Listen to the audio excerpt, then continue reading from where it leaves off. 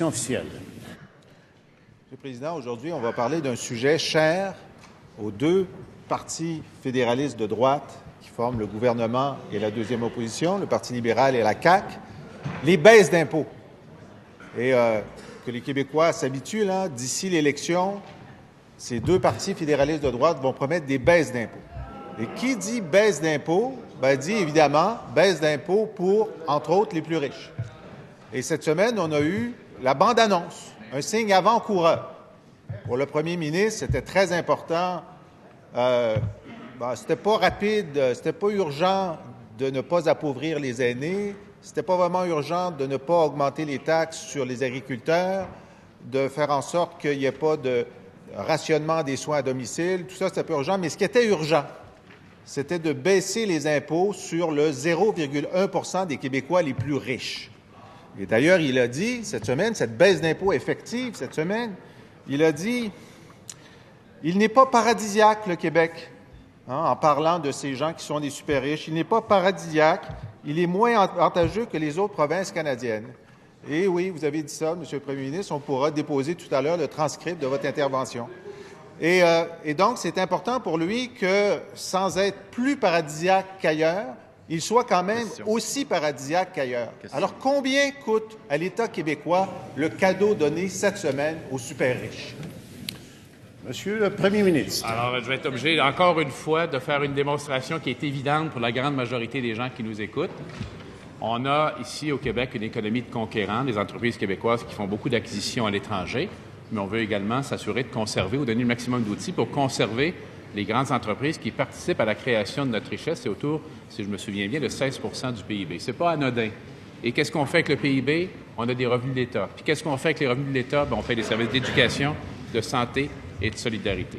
Alors, quand on assiste, j'appellerais ça poliment, à une planification fiscale un peu agressive de gens qui déménagent juste l'autre bord de la rivière Outaouais pour ne pas être soumis aux mêmes règles que le Québec et font en sorte qu'on perd des revenus fiscaux, ce qu'on constate, c'est que cette mesure, en fait, va faire augmenter le revenu fiscal du Québec.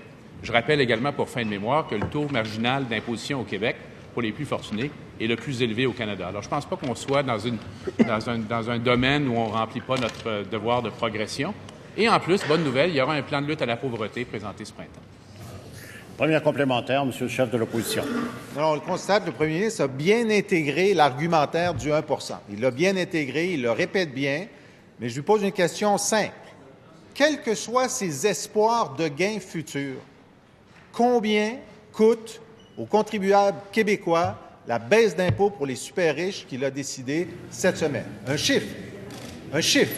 Combien? Monsieur le Premier ministre. Alors, je comprends que mon collègue n'écoute pas vraiment tout ce qu'on dit, mais lorsqu'on a fait l'annonce des mesures, qui en passant, sont saluées de façon excessivement positive par le milieu économique au Québec, partout, en région également. Dans ma région, dans d'autres régions, les chambres de commerce disent « Enfin, on a des outils pour créer davantage de richesse au Québec ». Alors, ça a été mentionné, le ministre des Finances l'a bien expliqué, l'ensemble des mesures représente un coût sur les années de mise en place de 50 millions. Mais les revenus fiscaux supplémentaires qu'on obtiendra grâce à ces mesures vont dépasser de loin le 50 millions. Et lorsqu'on voit les réactions, on constate qu'on a bien fait. On a bien fait de doter le Québec des outils. Il ne peut pas, d'une main ou d'un côté de la bouche, nous blâmer de ne pas prendre de moyens d'action pour garder nos entreprises, puis nous blâmer lorsqu'on le fait qu'elles sont saluées partout. Deuxième complémentaire, Monsieur le chef de l'opposition. C'est rarissime qu'une mesure prébudgétaire de nature fiscale soit annoncée sans que le coût soit indiqué. Alors, le premier ministre espère que ça va donner d'autres revenus, mais le coût de cette baisse d'impôts n'est pas indiqué. C'est scandaleux, Monsieur le Président. Deuxièmement, la commission d'examen sur la fiscalité québécoise avait dit, au lieu de se rendre au paradis canadien, est-ce qu'il ne pourrait pas convaincre les autres Canadiens de descendre la mesure pour ne pas aider les riches? Est-ce que c'est... Monsieur le Premier ministre. C'est certain qu'avec les séparations du Québec, ça va beaucoup aider, puis ça va beaucoup se produire, Monsieur le Président, ce genre de choses-là. Mais au contraire, il faut réaliser qu'on fait face à une concurrence des autres provinces canadiennes pour attirer, conserver, retenir des sièges sociaux. Moi, je veux que le Québec ait tous les outils pour réussir. Puis je pense que la majorité des Québécois qui nous écoutent également le veulent parce qu'ils savent qu'au bout de la ligne, c'est des bons emplois. Au bout de la ligne, c'est plus de revenus pour l'État et des meilleurs services publics encore mieux soutenus par l'État. Alors ça, c'est la réalité. Maintenant, je répète, on a communiqué le coût fiscal des mesures, parce qu'il n'y en a pas qu'une, c'est 50 millions. l'évaluation du ministère des Finances indique qu'on prévoit des revenus fiscaux plus élevés que ce coût.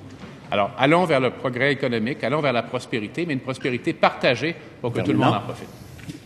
Troisième complémentaire, Monsieur le chef de l'opposition. C'est vrai que les super riches ont beaucoup aimé leur baisse d'impôts de cette semaine. C'est vrai qu'ils l'ont dit. Mais Yvan Allaire, par exemple, qui est quelqu'un qui propose depuis des années de vraies mesures sur les sièges sociaux, a dit que le plan du gouvernement était extraordinairement timide, n'avait pas pris les bonnes mesures. Mais je lui pose une autre question, puisqu'on ne saura pas le coût. Il refuse de nous dire combien ça va coûter cette mesure-là. Cette mesure-là, la baisse d'impôts pour les super riches, c'est un secret d'État. On refuse de nous le donner. On dit simplement, globalement, on pense que ça va être bon. Non. Combien? Monsieur le Premier ministre. C'est pas fort comme période de questions ce matin du côté du chef d'opposition. On a dit 2 fois la réponse à sa question. Alors quand même, soyons un peu réalistes et raisonnables là-dedans. Je vais lui rappeler également que les mesures qui ont été annoncées par mon collègue, avec ma collègue de l'économie, et bien sûr, j'ai participé avec plaisir à cette annonce-là, sont largement inspirées d'un rapport qu'on nous demande depuis des mois de mettre en vigueur du côté de l'opposition officielle, qui s'appelle le rapport présidé par M. Séguin, qui a 9 recommandations, dont 7 sont mises en place. Les 2 autres peuvent être mises en place par les entreprises. Là, je ne comprends plus. Pendant des mois, il fallait absolument d'urgence mettre en place le rapport. On le met en place, puis ça ne marche pas. Les gens pourront juger.